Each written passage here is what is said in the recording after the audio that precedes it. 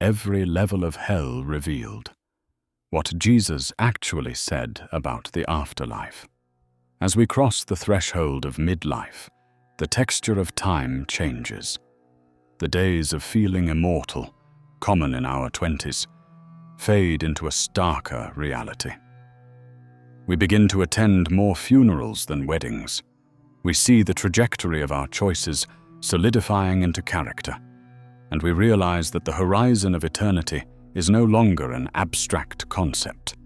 It is a destination we are actively approaching. It is in this season of life, when we look back at what we have built and forward to what remains, that the words of Jesus Christ take on a terrifying and necessary weight. It is a statistical and theological fact that Jesus spoke more about hell than he did about heaven. This was not because he was a fearmonger. It was because he was the ultimate realist. If you saw a bridge out on a highway at night, the most loving thing you could do is scream, wave a flare, and block the road. Silence would not be politeness, it would be manslaughter. Hell is the most difficult doctrine in Christianity, yet it is the anchor of God's justice and the ultimate proof of human free will. What follows is a descent into the reality of what Jesus actually warned us about. This is not Dante's Inferno, which is fiction. This is the biblical revelation of the separation of the soul from its creator. It is a warning issued not out of anger, but out of a desperate, bleeding love that begs you not to go there. Number 1. The descent begins. The reality of separation from God. Then he will say to those on the left hand, "Depart from me, you cursed, into the everlasting fire prepared for the devil and his angels." Matthew 25:41. The first and most foundational level of hell is not fire, it is separation. In our current life, even the staunchest atheist enjoys the benefits of God's presence, often without realizing it. This is what theologians call common grace. The beauty of a sunset, the taste of cold water, the joy of friendship, the relief of sleep, the order of logic. These are all fingerprints of God. Because God is the source of all good, truth, and beauty, to be in a world created by Him is to experience the overflow of His nature. Hell is the removal of common grace. Imagine a life where every good thing is subtracted. God is light, therefore hell is outer darkness. God is love, therefore hell is the total absence of affection or camaraderie. God is life, therefore hell is an eternal state of dying, but never ceasing to be. For the mature adult who values stability, connection, and meaning, this is the ultimate horror. It is the realization that God was not just a religious idea you could take or leave. He was the oxygen you were breathing all along. To hear the words, "Depart from me," is to be granted your ultimate wish. If a soul spends 60 years pushing God away, saying, "Leave me alone, I want to be the captain of my own soul," hell is God finally saying, "Thy will be done." It is the terrifying freedom of total independence from the source of life. Number 2, the level of inner darkness, the torment of a life without truth. "And cast the unprofitable servant into the outer darkness. There will be weeping and gnashing of teeth." Matthew 25:30. Jesus frequently described hell as skotos, darkness. While physical darkness is frightening, spiritual darkness is maddening. By the time we reach age 50, we have learned the value of truth. We know that lies destroy marriages, businesses, and nations. We crave clarity. Hell is the realm of the lie. It is a place where self-deception reigns supreme, but without the comfort of illusion. In this level of existence, the soul is locked inside its own ego. C.S. Lewis famously suggested that the doors of hell are locked from the inside. It is inhabited by people who still refuse to admit they were wrong, who still nurse their grievances, who still justify their sins. But the inner darkness means there is no longer any light to make sense of things. There is no wisdom to solve problems. There is no clarity to understand time. There is no hope to illuminate the future. It is the confusion of a nightmare that you cannot wake up from. It is the mind left to feed upon itself, trapped in a loop of its own broken logic, forever justifying why it rejected God, yet forever suffering the consequences of that rejection. Number 3. The level of unquenchable desire, the fire that reveals, not just burns. Father Abraham, have mercy on me, and send Lazarus that he may dip the tip of his finger in water and cool my tongue, for I am tormented in this flame. Luke 16:24. In the terrifying account of the rich man and Lazarus, Jesus pulls back the curtain on the immediate aftermath of death. The rich man is not in a dungeon, he is in a place of torment, conscious and communicative. His specific request, a drop of water, reveals the nature of this level: unquenchable desire. The Greek word for lust or desire is epithumia. It literally means a desire upon desire, or an over-desire. In this life, we mask our spiritual hunger with physical things. We feel empty, so we buy a car, drink a bottle of wine, scroll through social media, or pursue a romance. These things numb the ache for a moment. In hell, the physical buffers are stripped away. You no longer have the body to drink the wine, but you still have the addiction. You no longer have the credit card to buy the comfort, but you still have the greed. The addict is left with the craving, but no substance. The narcissist is left with the need for praise, but no audience. The materialist is left with the desire to possess but nothing to hold. This fire is not just an external punishment. It is the burning of your own untreated nature. It is the realization that you spent a lifetime cultivating appetites that can never be filled. For the person in their 50s or 60s, this is a call to examine what you are truly hungry for. If you are hungry for the world, you are cultivating a hunger that will eventually starve you. Number 4, the level of regret and memory, the worm that never dies. Son, remember, Luke 16:25, where their worm does not die and the fire is not quenched. Mark 9:44. Abraham's words to the rich man are among the most chilling in Scripture. Son, remember. Memory is a blessing in heaven, but it is a curse in hell.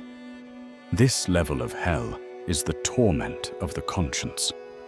The phrase, the worm that does not die, is often interpreted by theologians as the gnawing of a guilty conscience, the internal regret that eats away at the soul like a maggot eats at flesh.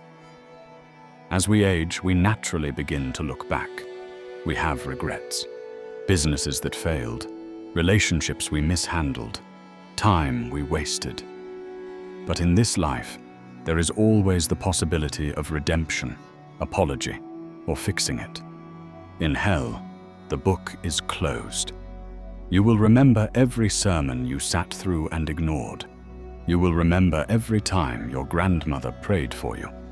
You will remember the quiet conviction in your chest at age 45 that told you to get right with God, which you pushed aside to focus on your career.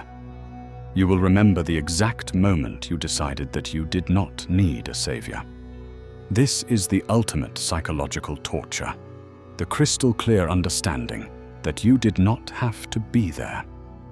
You will replay the tape of your life for eternity, seeing every exit ramp God provided, every red flag, every invitation of grace that you trampled over. Hell is the place of the if only. Number 5. The level of accountability. Facing the consequences of one's works. And the dead were judged according to their works, by the things which were written in the books. Revelation 20:12.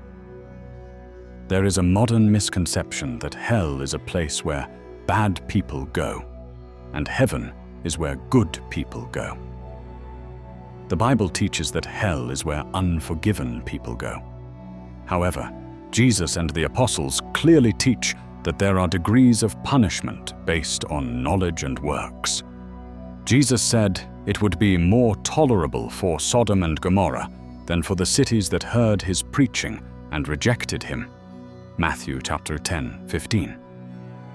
This level represents divine justice. For the mature adult who has lived a long life, this is a serious warning. We are accruing a record. Every word spoken in secret, every business deal made with deceit, every act of cruelty hidden behind closed doors. Nothing is forgotten. The books are opened. In our human legal systems, wealthy or powerful people often escape accountability. Lawyers, loopholes, and time can erode justice. In God's court, there are no loopholes. The transparency is absolute. Hell is the place where the claim, "I am a good person," is finally silenced by the overwhelming evidence of a lifetime of ignoring God's law. It is the crushing weight of moral debt that can never be paid back. Number 6. The level of final isolation, the lake of fire and eternal separation. Anyone not found written in the book of life was cast into the lake of fire. Revelation 20:15. The Bible uses two primary words for hell. One is Hades, the temporary holding place. The other is Gehenna, the final destination, often described as the lake of fire. Gehenna was a real place outside Jerusalem, a valley used as a garbage dump where fires burned constantly to consume refuse and carcasses. Jesus used this imagery to describe the final state of the lost. It is the cosmic trash heap. It is the place for things that are no longer fit for the kingdom. This level is the final isolation. Popular culture jokes about partying in hell with friends. This is a lie. Sin is inherently selfish. It separates. In hell, there is no camaraderie, no friendship, no shared suffering. It is a place of utter, shrieking loneliness. If heaven is the gathering of the family of God into perfect unity, hell is the disintegration of humanity into isolated points of misery.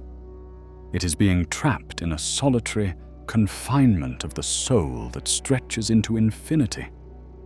It is the final divorce from the purpose for which you were created.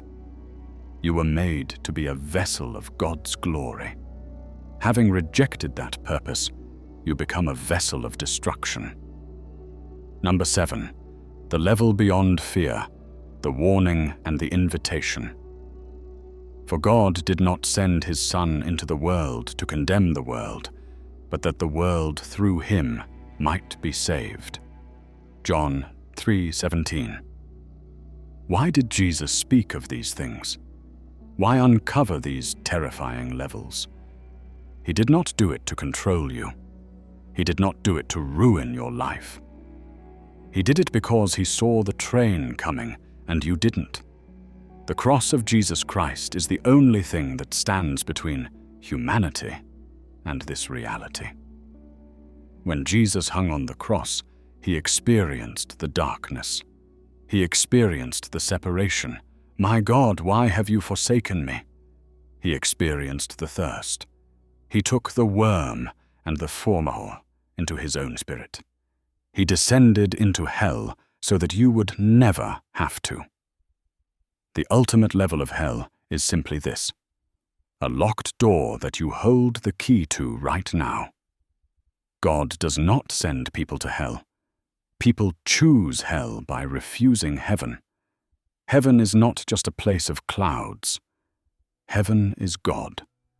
If you do not want God in your life at age 45, 50, or 60, why would you want to spend eternity with Him?